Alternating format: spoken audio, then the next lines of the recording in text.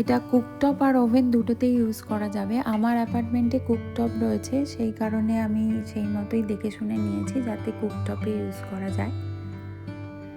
এটা আমি অ্যামাজন থেকে নিয়েছি। কোয়ালিটিটা তো বেশ ভালোই লাগছে আমার।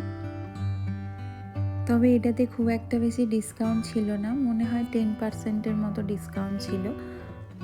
আমি ডেসক্রিপশানে প্রোডাক্টের লিঙ্কগুলো দিয়ে দেবো, তোমরা চাইলে চেক করতে পারো।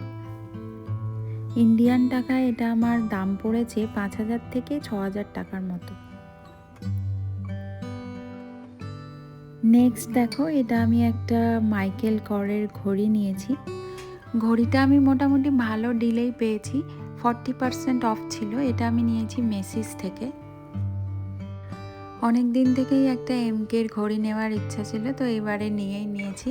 বাট প্রবলেম হলো এটা আমার রিস্টে ঠিকঠাক করে ফিট হচ্ছে না, তো এটা আবার আমাকে মেসিসেই নিয়ে যেতে হবে। সেখান থেকে ঠিক করে আমার রিস্টের মাপ অনুযায়ী এটাকে কাটিয়ে নিয়ে আসতে হবে। ইন্ডিয়ান টাকা এটা 10 থেকে 11,000 টাকার মতো পড়েছে। তো নেক্সট আমি কিনেছি একটা গ্রাইন্ডার। আমার কাছে যেটা রয়েছে সেটা হচ্ছে ব্লেন্ডার।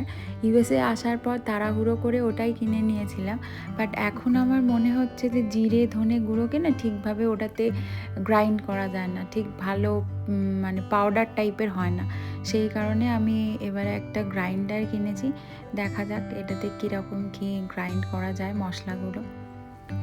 এটাও আমি অ্যামাজন থেকে নিয়েছি। এটাতে মোটামুটি ভালোই ডিল ছিল। এটা দেখলাম শুধু কফি গ্রাইন্ড করা যাচ্ছিল, তাও আমি নিলাম, দেখা যাক কেমন কি হয়।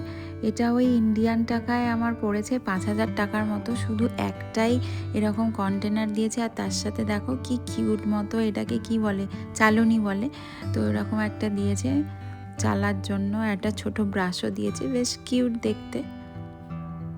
কোয়ালিটিটা কিন্তু আমার খুবই ভালো লেগেছে। এর লিঙ্কটাও আমি ডেসক্রিপশন বক্সে দিয়ে দেবো, যদি চাও তোমরা চেক আউট করতে পারো। চলো নেক্সট দেখে নিই কী কিনেছি। এটা আমি একটা ফাউন্টেন কিনেছি।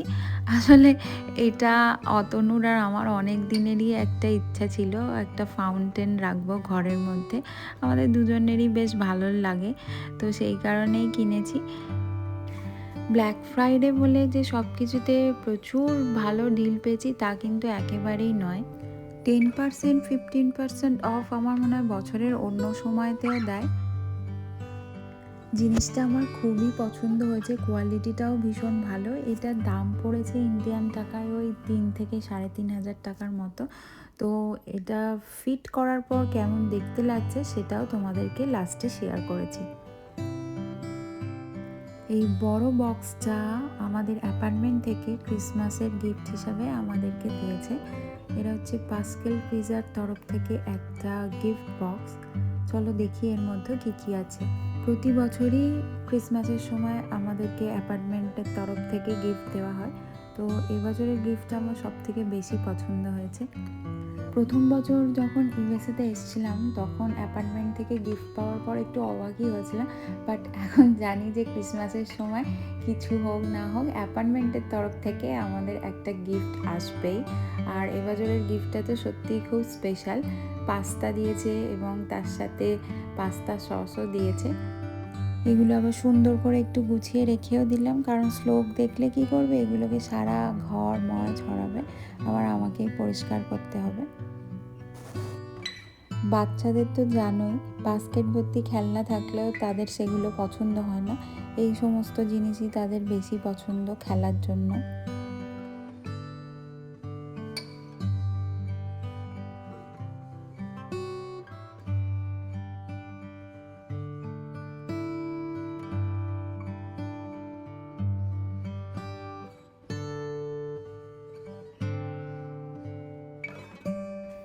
এরপর আমি নিয়েছিলাম দুটো কুশন কভার। এর কোয়ালিটিটা কিন্তু বেশ ভালো ছিল, আর এটার দাম নিয়েছে ইন্ডিয়ান টাকায় 420 টাকা। এছাড়াও আমি অর্ডার করেছিলাম আমার কিছু মেকআপ প্রোডাক্টস আর স্কিন কেয়ার, যেগুলো পরে এসছে, সেই জন্য এই ভিডিওতে দেখাতে পারিনি।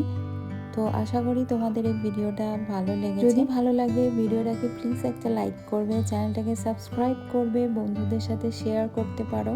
এই ফাউন্টেনটা তোমাদের কেমন লাগলো সেটা কিন্তু অবশ্যই কমেন্টে জানিও। চলো টাটা, দেখা হবে পরবর্তী আরেকটি নতুন ব্লগে। ততক্ষণের জন্য সবাই ভালো থেকো, সুস্থ থেকো।